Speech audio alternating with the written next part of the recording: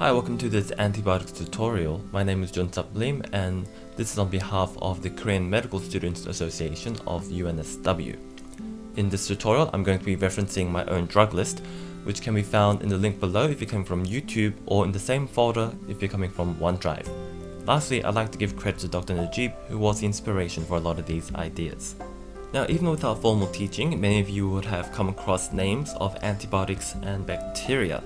So the good thing is, the commonly prescribed antibiotics make up the majority of treatment plans, and even with bacteria, it's usually the common ones that are the causative agents in an infection. So the gram-positive bacteria on the top, you can see that they follow the patterns of being cocci, so Streptococcus, Staphylococcus, Enterococcus. And bacteria, Escherichia, that's what we commonly describe as E. coli, Pseudomonas, and you'll see a lot of the other gram-negative bacteria follow the Ella ending. So I always think of the song by Rihanna, and that's how you recognize the difference between gram-positive and gram-negative bacteria on first glance. Before we jump into the antibiotics, we need a brief overview of the difference between gram-positive and gram-negative bacteria. So inside we have our cytoplasm, and the green line is going to be peptidoglycan cell wall.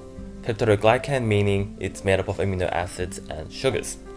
Now you see gram-negative bacteria have an extra layer called the lipopolysaccharide outer membrane. And this membrane has small channels called porins. So these are small channels which allow passive diffusion of particles in and out of the cell. But what does this mean for us? In a nutshell, this means that antibiotics and other drug agents find it more difficult to reach the inside of gram-negative bacteria because there's this extra layer which is difficult to penetrate.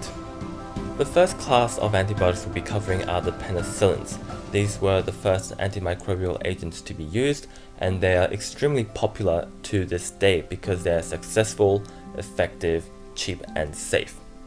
Now in my drug list, you'll see that I've subdivided my categories into the broad mechanisms of action. So penicillins are part of the beta-lactam class, which means they contain a beta-lactam ring in their structure, and they work by disrupting the production of the cell wall layer we saw earlier. Now this all may seem overwhelming at first, but a good way to remember these is by an analogy I used of family.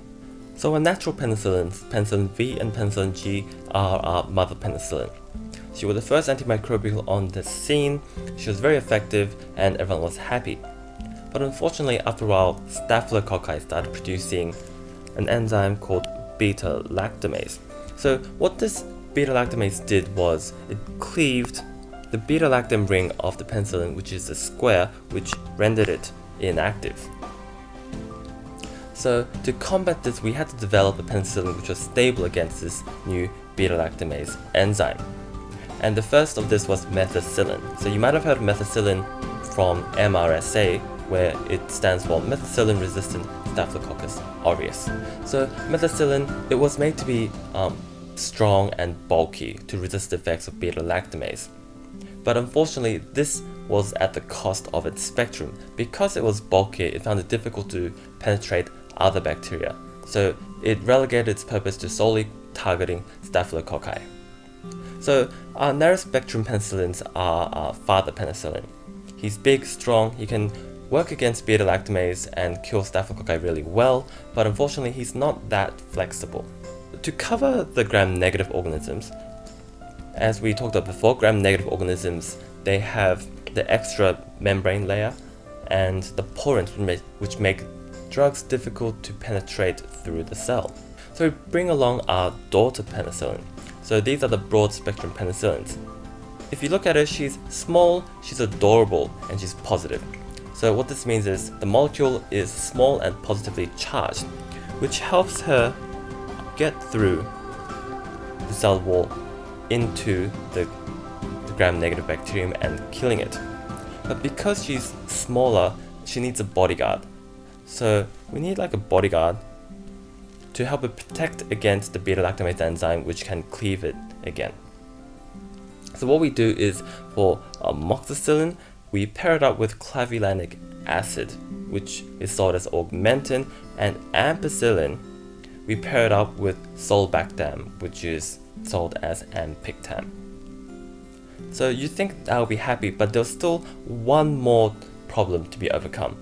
And this was from an organism called Pseudomonas.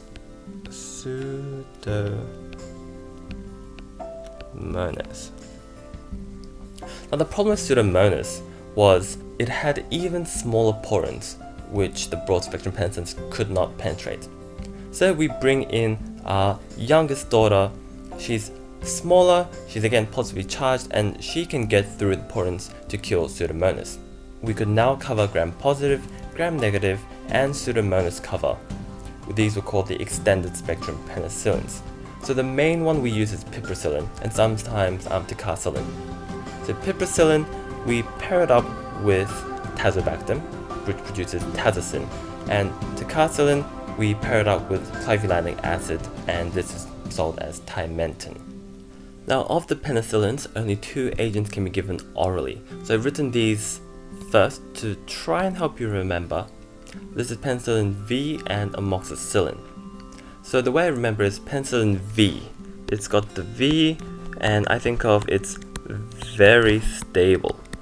So what do I mean by very stable? It means that it's going to be ingested, and otherwise where it would be broken down by the stomach acid, it's acid stable, which means it can be absorbed.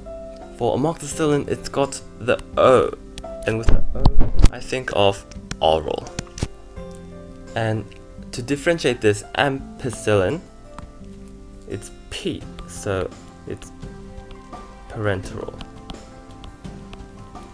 which means ampicillin can only be given IV.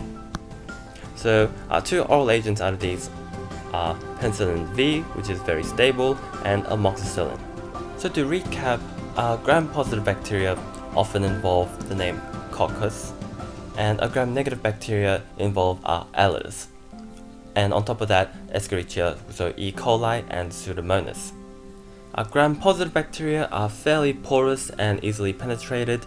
Our gram-negative bacteria are difficult because of their lipopolysaccharide layer and porins.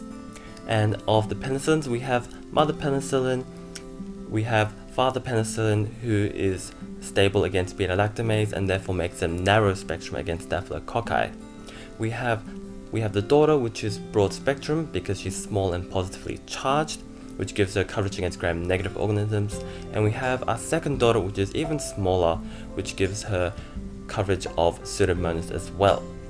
And our broad and extended spectrum penicillins are paired up with anti-beta-lactamase agents, which are clavulanic acid, sulbactam, and tazobactam to protect them against the effects of beta-lactamase. And lastly, of the penicillins, penicillin V and amoxicillin can be given orally.